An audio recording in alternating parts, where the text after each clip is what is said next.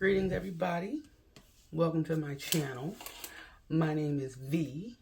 On this channel, we'll be focused on a lot of things. I want to have a couple different focuses, but for this specific focus, we're going to be focused on healing.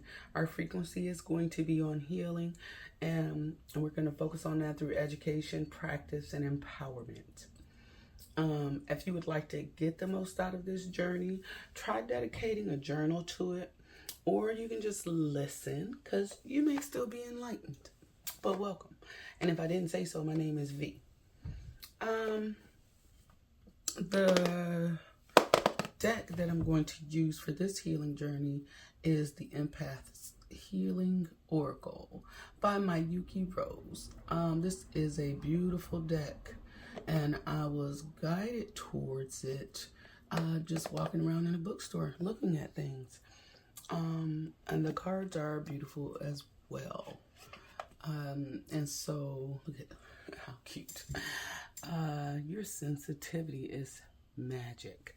And I'm pretty sure I was guided towards it because I do know that I am an empath. I was trying to figure that out or figure out what it was and what that meant. And I really, really am learning so much about that and a few other things as far as like this spiritual journey that I'm going on and the experiences that I've had that led me to this healing journey, because in the year of the horse, some of us are really, really going through it as a collective, and I'm one of those. And so I had to go on a healing journey, y'all. I had to go.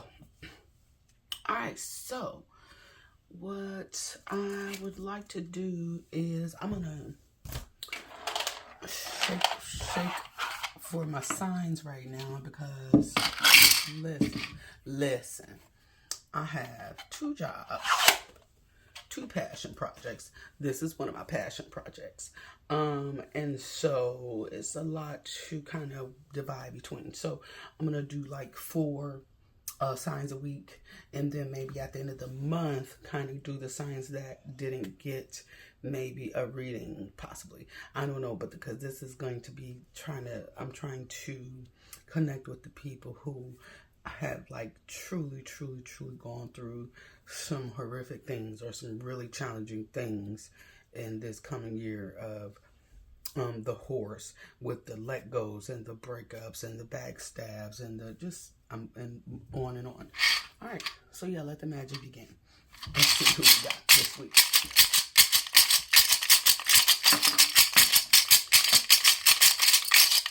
One more. Ooh, okay. Okay, so maybe they want me to do 5. I don't usually do that, but I'm going to try to do 5. I'm going to try to do 5.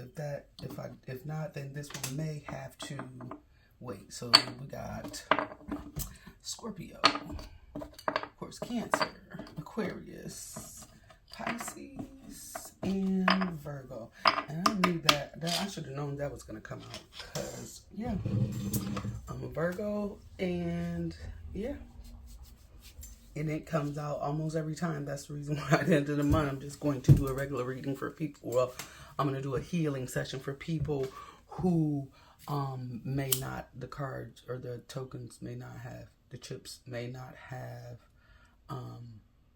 come or popped out of the angel wing bowl for them. So if you don't have a journey, it's okay. If you want to get one, a journal, it's okay. If you want to get one later, that's fine. If you just want to listen, that's fine. All right, so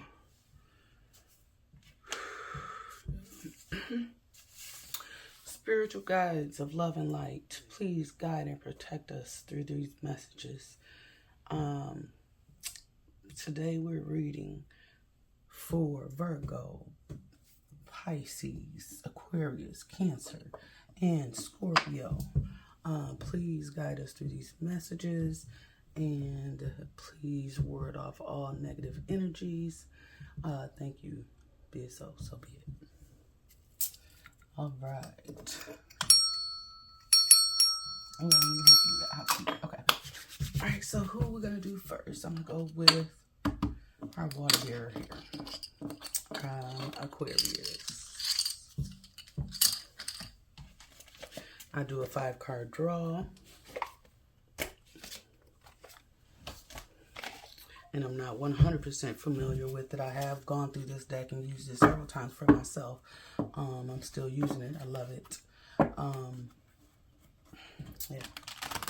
So let's see what we got for you, Aquarius. Let's see what we got on this healing journey for Aquarius. All right, I've got this deck, Aquarius. All right, so I'm gonna go ahead and deal the cards out. If you want to follow along with your journal, I'll go ahead and tell you what the 5-card spread means, and then you can take the notes now, and then I'll remind you in a minute, okay? So this first card is for your current situation. The second card is the state of your body. The third card is the state of your mind. The fourth card is the state of your spirit. And the fifth card is the final support card. Cards 2 and 4 give an overview of your internal world and offer insight into what may need rebalancing or what you may need to focus on.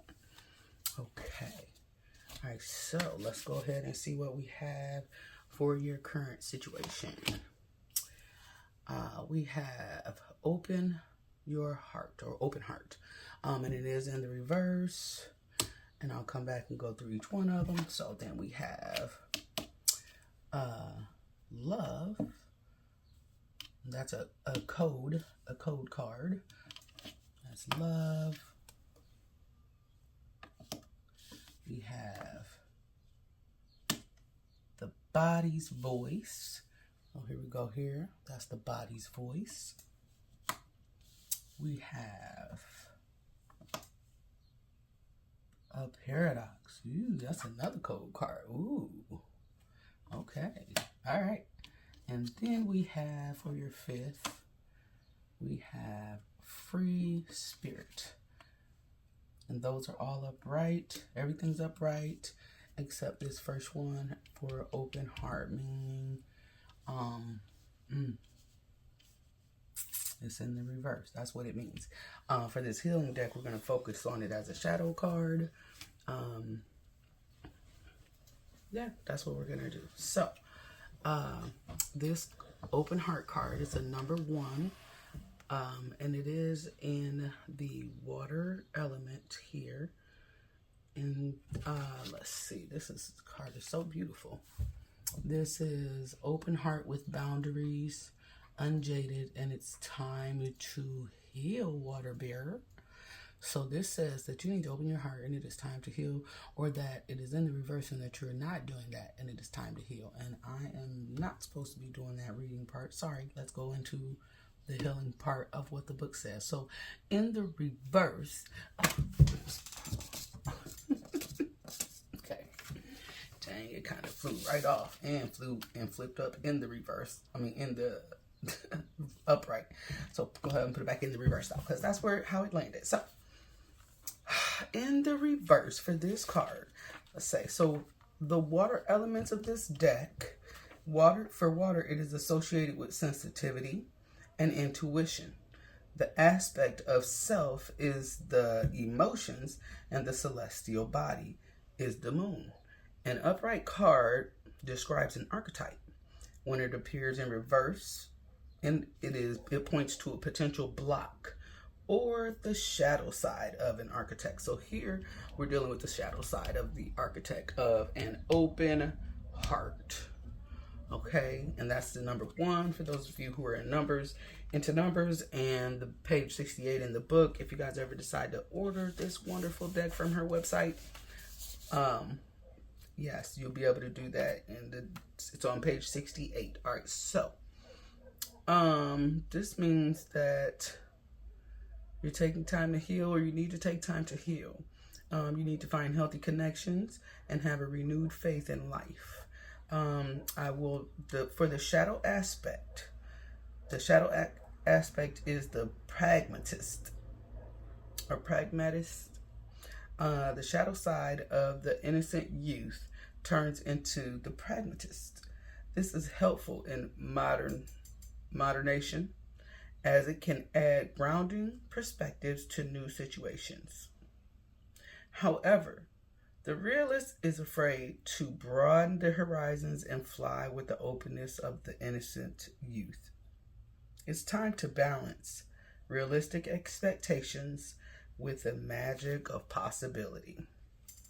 Okay, and that was the open heart card number 1 and with the water element for your reading, and this is your current situation, so it's in the reverse. You need to work on that. That's the block here. Okay, and then so a code card. I said this is 2. I don't always see code cards. So let's go. Your code card is number 12. You got 2. The first one is number 12. And the second one is number 7, but we'll go into that later. All right, so for the codes in this deck, this is core of everything and connecting with peace. All right, so the code suit is imbued with symbols.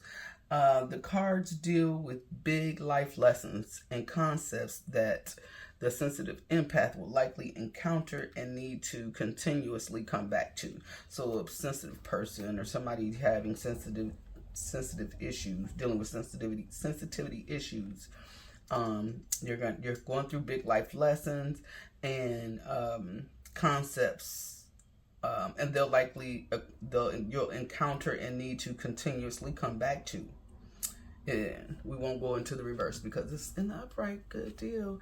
Connecting with peace and core of everything. And so that's that. That is what the codes are. So you got something big going on here. Water bearer, your Aquarius. And then it's the 12th card. So the 12th card, yeah, I'm focused on that paradox now because I've never even seen that. It's cool though. All right, so it says, ever present.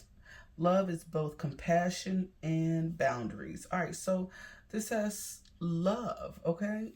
This is a beautiful card. It looks like connection and 8s and a beautiful path, and it's golden and abundant, just beautiful. All right, love is a state of being and an energy. So it's both rather than an emotion. It is the pure universal energy within us all that connects us to ourselves, each other, and the universe itself.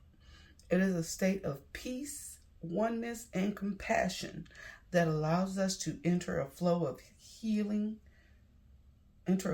and healing state. It is the vibration of love that elevates every aspect of our being. When we connect, it calms the nervous system, gives guidance, supports healing others, and helps us grow. Love helps us accept where we are while nudging us to flow toward healing. So you got some healing to do around love. You need to open your heart, and it's in the reverse, and that is a block. But this is upright. All right, so it encourages you to do what's best for people. All right, okay, and so then your next card, the body's voice, listening to your body, self-care, and simplifying life. That is the earth card, earth element card. So with that, number 7, let's go here.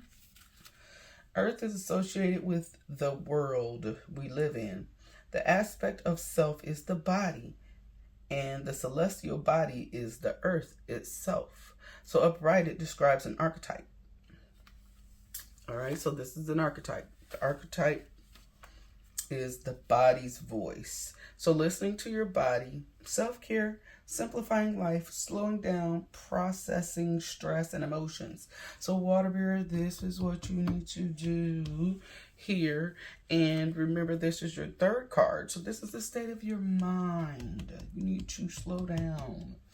The 2nd card was the state of your body. The 1st card is your current situation. you're blocked, your heart is blocked, you got it blocked off, you're blocked, or you blocked it, or something has blocked it, something's going on here. Okay, so now the body's voice. The archetype is the nurturer. Generous, understanding, and loving. The nurturer summons a primal part of us that finds joy in caring for others. This archetype promotes ease and gentle growth. It emerges when raising or supporting a child, animal, loved ones, and those in need. The nurturer holds compassion for where others are and knows that loving support is more helpful than shaming.